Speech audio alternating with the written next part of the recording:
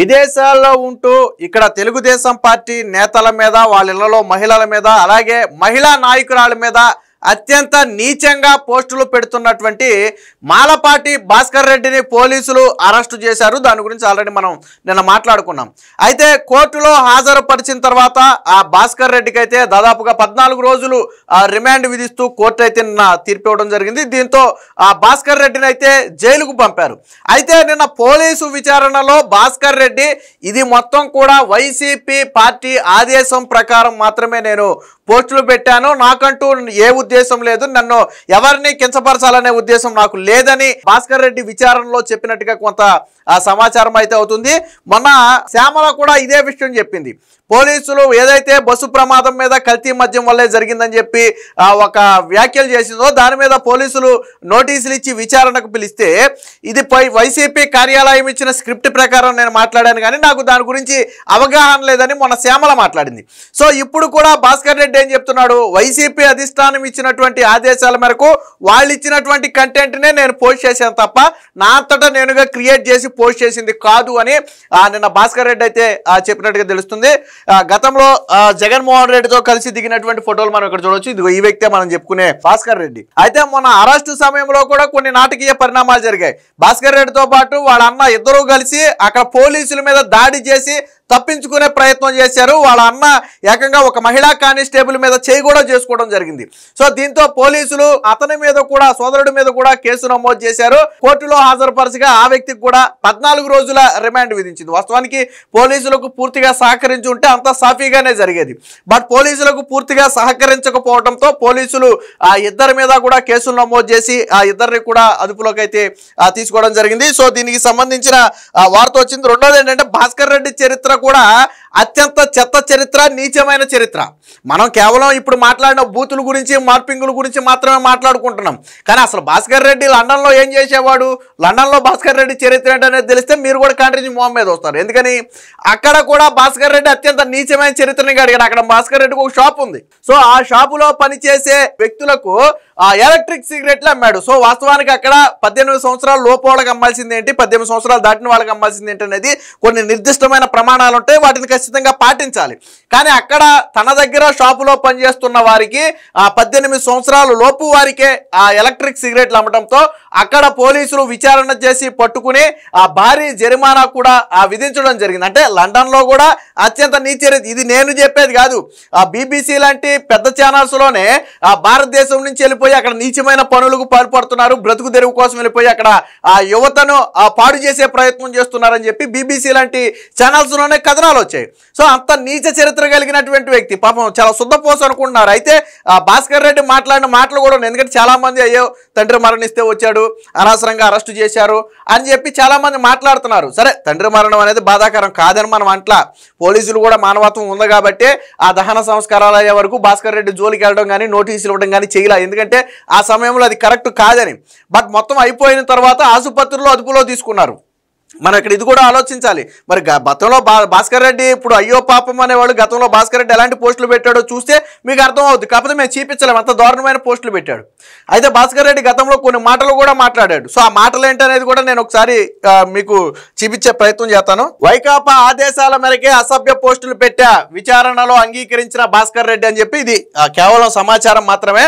Arrest సమయంలో constable పై అతని సోదరుడు దాడి, ఇద్దరికి రిమాండ్ విధించిన కోర్టు. విదేశాల్లో ఉండు సామాజిక మాధ్యమాల్లో తెదేపా జనసేన నేతలు మహిళలపై అసభ్యకరంగా అత్యంత నీచంగా పోస్టులు పెడుతున్న వైకాపా సానుభూతిపరుడు ఆ పార్టీ సోషల్ మీడియా కార్యకర్త మాలపాటి భాస్కర్ రెడ్డిని పెనమలూరు పోలీసులు గురువారం అరెస్టు చేశారు. ఇది మనందరికీ తెలుసు. భాస్కర్ రెడ్డి అరెస్టు సమయంలో పోలీసులపై దాడి చేసిన అతని అన్న ఓబుల్ రెడ్డిని కూడా అరెస్టు చేశారు. ఇద్దరిని శుక్రవారం వేరువేరు కోర్టుల్లో హాజరుపరిస్తే ఆ రిమాండ్ ఇద్దరికి కూడా 14 రోజుల రిమాండ్ అయితే వచ్చింది. ఇది భాస్కర్ రెడ్డి ఎక్కడున్నాడు ఏంటి ఇదంతా మనకు తెలిసిందే. అయితే గతంలో చంద్రబాబు గారు, పవన్ కళ్యాణ్ అలాగే సుప్రీంకోర్టు మాజీ ప్రధాన న్యాయమూర్తి NV రమణ వీరితో పాటు వీరి ఇంట్లో ఆడవాళ్ళను వాస్తవానికి పవన్ కళ్యాణ్ ఇంట్లో ఆడవాళ్ళు కానీ, చంద్రబాబు గారి ఇంట్లో ఆడవాళ్ళు కానీ, NV రమణ ఇంట్లో ఆడవాళ్ళు కానీ ఏంటి పని, వాళ్ళు ఎందుకు రాజకీయాల్లోకి వచ్చారు, వాళ్ళ మీద ఎందుకు పోస్టులు పెట్టాలి? మరి దీన్ని ఎవడో ఎందుకు ఖండించరు? ఇంట్లో ఆడవాళ్ళ మీద ఎందుకు పోస్టులు పెట్టాలి? ఇప్పుడు భాస్కర్ రెడ్డి అరెస్ట్ అయ్యాడండి. భాస్కర్ రెడ్డి భార్యాపేటలను ఎవరన్నా బయటకు తీశారా? భార్యాపేటల గురించి కానీ తల్లిదండ్రుల గురించి కానీ ఎవరైనా పోస్టులు పెట్టారా? లేదు కదా. మరి ఎందుకు ఇంట్లో అంటే రాజకీయాల్లో ఉంటే అలలో ఆడవాళ్ళని తీసుకొచ్చి రోడ్డుని పెడతారా? తప్పే కదా. మరి వైకాపా కార్యాలయం ఆదేశాల మేరకే తాను సామాజిక మాధ్యమాల్లో ఈ పోస్టులు పెడుతున్నట్లుగా పోలీసు విచారణలో భాస్కర్ రెడ్డి వెల్లడించినట్లుగా ఆ సమాచారం. మొన్న శ్యామల కూడా అదే చెప్పింది.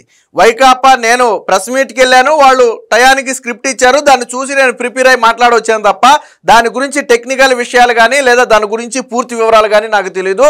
పార్టీ నాకు చెప్పింది కాబట్టి పార్టీ దగ్గర సమాచారం ఉండి నాకు చెప్పింది అనుకుని నేను మాట్లాడాను తప్ప నా తప్పు లేదని చెప్పి శ్యామల చెప్పింది. ఇప్పుడు భాస్కర్ రెడ్డి కూడా అదే చెప్తున్నాడు. సో ఈ కంటెంట్ అనేది అక్కడ ఉంది చూసారా, ఈ బూత్ కంటెంట్ కానీ మార్పింగ్ ఫోటోలు అనేవి ఉన్నాయి చూసారా, ఇవి వైకాపా పార్టీ నుంచి అంటే ఐపాక్ టీం ప్రిపేర్ చేస్తుందా లేదా దీనికోసం బూతులు మార్పింగ్ చేయడం కోసం ఇంటూరు రవి లాంటి వాళ్ళు చాలా కొంతమంది ఉన్నారు వైసీపీ పార్టీలో.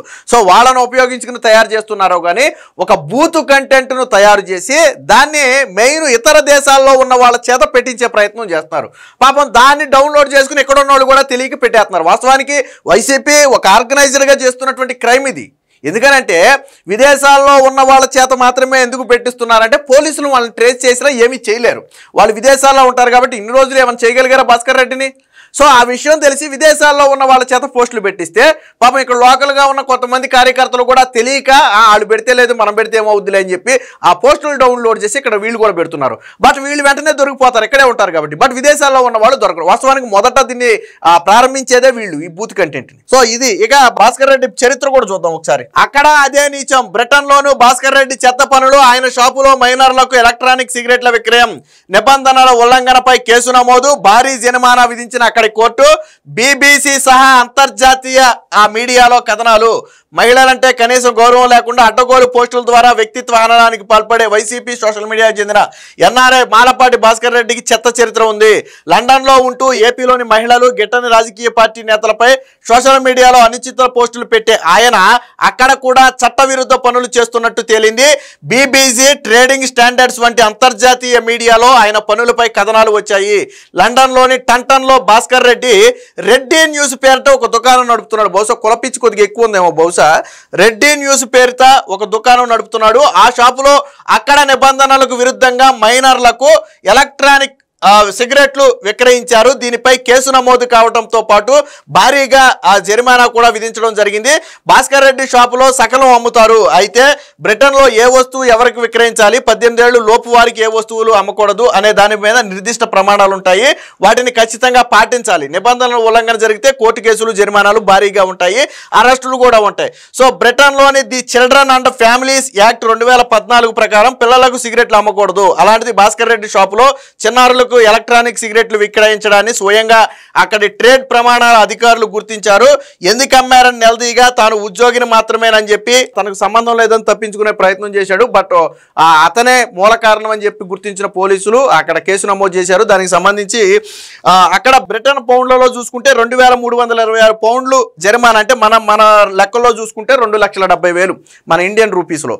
సో దాదాపుగా 2.5 లక్షల రూపాయలు జరిమానా కూడా విధించి కేసులు కూడా నమోదు చేశారు. సో బ్రిటన్ అంత చెత్త చరిత్ర కలిగినటువంటి వ్యక్తి. అయితే ఇదే భాస్కర్ రెడ్డి కొన్ని మాటలు మాట్లాడాడు గతంలో, ఒకసారి చూద్దాం. కాబట్టి ఎలక్షన్ రోజు ఇది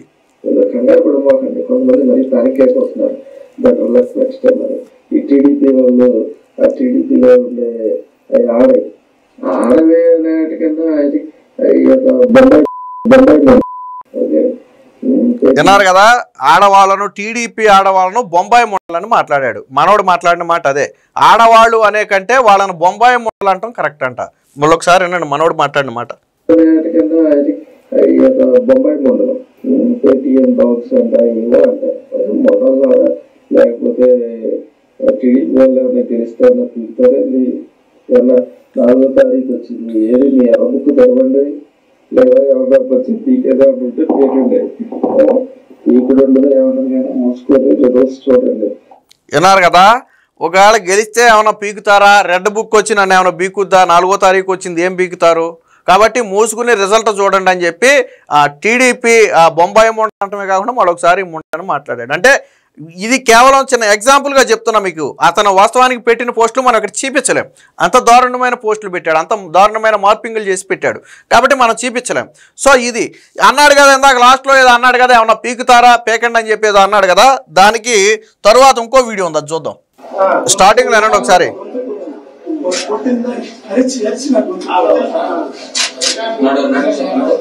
విన్నారు కదా, వాళ్ళు కొట్టిన దానికి అరిచి అరిచి నాకు గొంతు పోయింది అన్నాడు. సరే, పోలీసులు నిజంగా కొట్టారా లేదా అనేది మనం చెప్పం, ఇదే విషయం చెప్పలేం. ఇదే విషయం నేను కోర్టులో కూడా చెప్తే సరే కోర్టు ఆ పోలీసులను వివరణ అడిగింది, అదంతా వేరే కథ.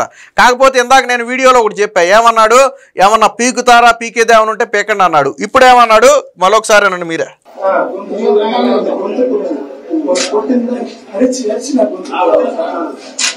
సో అరిచి అరిచి నాకు గొంతు పోయింది అన్నాడు. మరి మొన్నేమో పేకండి నన్ను, అంటే మనం విదేశాల్లో ఉన్నాం కాబట్టి మనల్ని ఎవడు ఏం చేయలేడనే అహంకారం బలుపు నెత్తి మీద ఉంది కాబట్టి నన్ను ఏమైనా పీకేది ఉంటే పేకండి అన్నాడు. ఆడవాళ్ళనేమో బోకుముండలు అన్నాడు, లేకపోతే బొంబాయి ముండలు అన్నాడు, రకరకాలుగా తిట్టాడు. ఇప్పుడు పోలీసులకు దొరికేసరికి సరే ఏమన్నా 2 కోటింగ్ ఇచ్చారో లేదో మనకైతే తెలియదు, కానీ నన్ను కొట్టిన దెబ్బలకి అరిచి అరిచి నా గొంతు పోయింది, అంత దారుణంగా నన్ను కొట్టారని చెప్పి మాట్లాడుతున్నాడు. మరి ఆ రోజు ఇళ్లలో ఆడవాళ్ళ గురించి మాట్లాడినప్పుడు ఏమైపోయింది బాధ? నీ మీద ఒక దెబ్బ పడి ఉంటేనే, నిజంగా ఒక దెబ్బ పడి ఉంటేనే నీకు ఇంత బాధ కలుగుంటే, ఇంట్లో ఆడవాళ్ళ మీద మాట పడితే ఎంత బాధ కలుగుద్ది? దెబ్బ కంటే మాట చాలా బాధాకరమైంది. మరి ఆ రోజు నువ్వు టీడీపీ ఆడవాళ్ళని ఏమన్నావు, బొంబాయి ముండలు అని చెప్పి మాట్లాడావు. మరి అది తప్పు కదా? నారా భువనేశ్వర్ గారిని ఏమని నువ్వు మాట్లాడావు? నువ్వు ఎంత దారుణంగా మాట్లాడావు. నారా భువనేశ్వర్ గారిని ఇంకొకళ్ళ లింక్ కట్టి ఆ వ్యక్తిత్వ అనడానికి ఎంత దారుణంగా పాల్పడ్డావు నువ్వు. నారా లోకేష్ గారిని ఎంత దారుణంగా టార్గెట్ చేసావు. కర్మ వదిలిపెట్లా. ఆ రోజు నేను లండన్లో ఉన్నాను కాబట్టి నన్ను ఎవరు ఏం చేయలేరు అనుకుని పీకితే పీకండి అన్నావు. ఈ రోజు 2 పీకేటప్పటికి నా గొంతు పోయింది అంటున్నావు. కర్మ అనేది ఎవరిని వదిలిపెడుతుంది? నేను అదే చెప్తున్నా, మీరు ఎల్లకాలం విదేశాల్లోనే ఉండలేరు. మీ జీవితంలో ఒక్కసారైనా రాష్ట్రానికి రావాల్సి ఉంటుంది. మీ కుటుంబాలు ఇక్కడ ఉంటాయి, ఆస్తులు ఇక్కడ ఉంటాయి, బంధుత్వాలు ఇక్కడ ఉంటాయి. కాబట్టి ఏదో ఒక రోజు కర్మ అనుభవించాల్సి ఉంటుంది. పోలీసులు వాస్తవానికి మానవత్వం ప్రదర్శించారు. ఎక్కడో తెలుసా, వాళ్ళ తండ్రి అంత్యక్రియల సమయంలో మనోడి జోలికి పోలా, ప్యానిక్ అవుతాడని. బట్ అన్నీ అయిపోయిన తర్వాత పోలీసులు అదుపులో తీసుకున్నారు. వాళ్ళు కూడా వాళ్ళు డ్యూటీ చేయాలి కదా. ఈరోజు వాళ్ళ ఇంట్లో బాధాకరమే కాదని మనం అంటలా, కానీ అలాగని చెప్పి రాష్ట్రంలో ఉన్న మహిళలందరి మీద నీచంగా మాట్లాడుతున్నట్టు చూస్తూ ఊరుకుంటారా? కర్మ అనేది వదిలిపెట్టలేదు. కాబట్టి ఇక నుంచైనా వైసీపీ సోషల్ మీడియాలో నీచ కంటెంట్, అత్యంత అసభ్యకరంగా మహిళల మీద పోస్టులు పెట్టే వాళ్ళు గుర్తుపెట్టుకోవాల్సింది ఏంటంటే, కర్మ అనేది ఒకటి ఉంటుంది. ఈ రోజు కాకపోతే రేపు, రేపు కాకపోతే ఎల్లుండ ఖచ్చితంగా దాని ఫలితం అనుభవిస్తారు.